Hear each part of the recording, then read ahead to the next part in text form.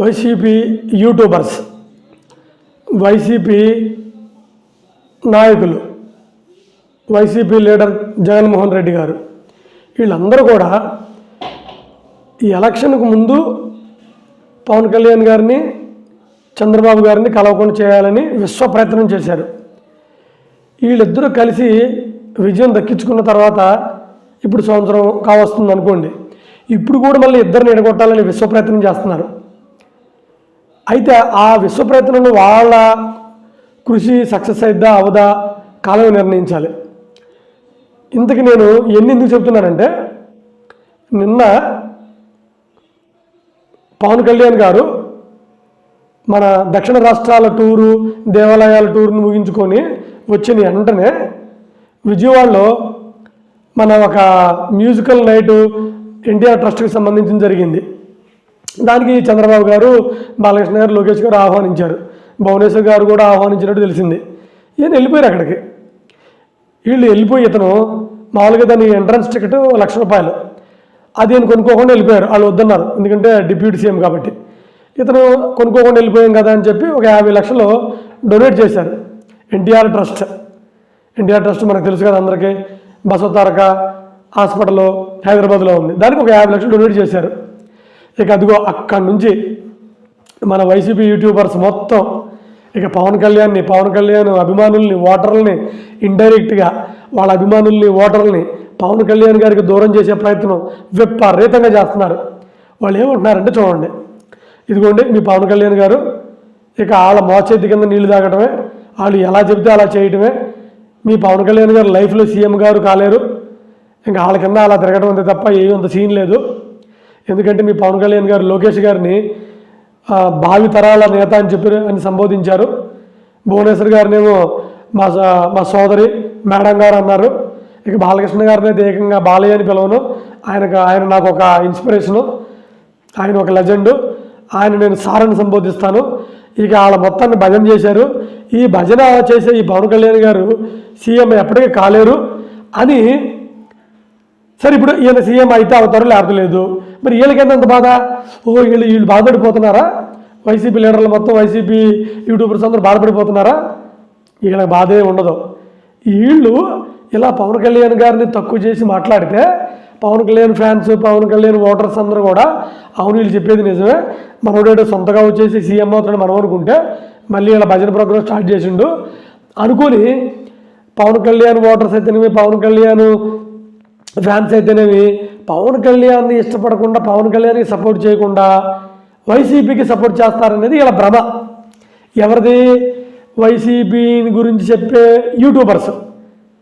అయ్యా నాకు తెలియక అడుగుతాను, పవన్ కళ్యాణ్ గారికి ఓటర్లు కాదు, ఫ్యాన్స్ కాదు, భక్తులు ఉంటారు. He is OG. ఈ ఫ్యాన్స్ దృష్టిలో పవన్ కళ్యాణ్, ఓటర్స్ దృష్టిలో పవన్ కళ్యాణ్ గారు he is not a just person, he is the OG.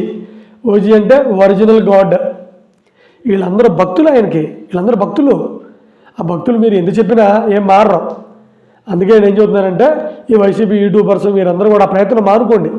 అయినా ఈ వైసీపీ యూట్యూబర్స్కి లేదా వైసీపీ వాళ్ళ సానుభూతి పరులకి, ఓటర్లకి పవన్ కళ్యాణ్ గారు అర్థమైతే అతను గబ్బర్ సింగ్ ఎందుకు అవుతారు? ఆయన మీకు ఎప్పటికీ అర్థం కాడు. ఆయన ఎందుకు అర్థం కాడంటే ఆయన ఆలోచనలో ఎవరికి అర్థం కావు. సరే, మీ లెక్క ప్రకారం చూద్దాం. ఒకవేళ పవన్ కళ్యాణ్ గారు వాళ్ళకి వ్యతిరేకంగా సపరేట్ అయ్యి వెళ్ళిపోవాలనుకో, ఇప్పటి నుంచి ఎందుకు ఆ గోలంతా?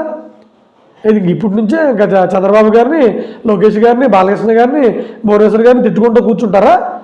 అంత తెలుగు తక్కువ వాళ్ళ పవన్ కళ్యాణ్ గారు అంటే మీరు చెప్పిన వాళ్ళు వెంటనే నిజమే కదా అని చెప్పి మళ్ళీ వాళ్ళందరూ తిడతారా? లేదు. He is OG, he is Gabbar Singh. He doesn't want listen any once word. He has one sketch. According to that sketch, he is going to forward. ఆయన దానికి తగ్గట్టుగానే ముందుకెళ్ళిపోతారు.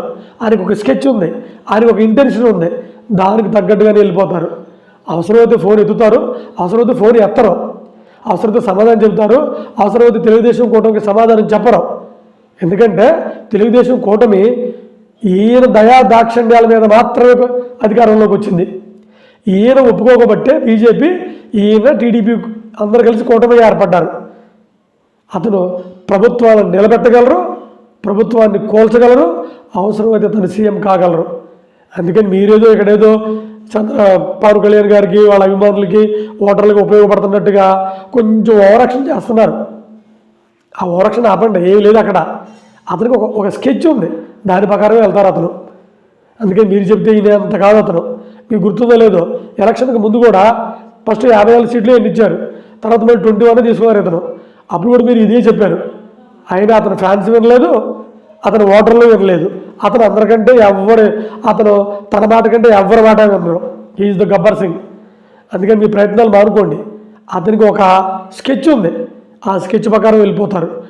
ఆ స్కెచ్ అంటే రాబోయే టైంలో మీరు చూస్తారు. అయినా మీకేంటి, వాళ్ళు ఎరగొడితే మీరు ఈజీగా సీఎం అవ్వచ్చు.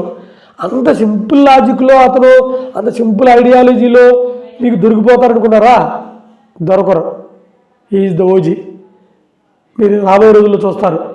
అందుకని మీరు అతన్ని విమర్శించడం మానుకోండి. అతని ఫ్యాన్స్ని మార్చాలనుకునే ప్రయత్నం మానుకోండి.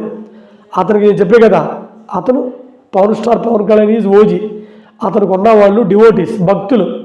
అది మీరు గుర్తుపెట్టుకుంటే చాలు.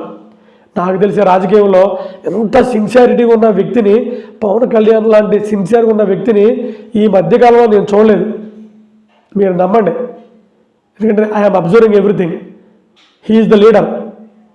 అందుకని అతని ముందు మీ కుప్పి గొంతులు సాగో. సరే, మీరు ఏదో చెప్పుకుంటారో చెప్పుకోండి. అతని ఫ్యాన్స్ కానీ అతని ఓటర్లు కానీ మారరు. Pawan Kalyan is OG. జై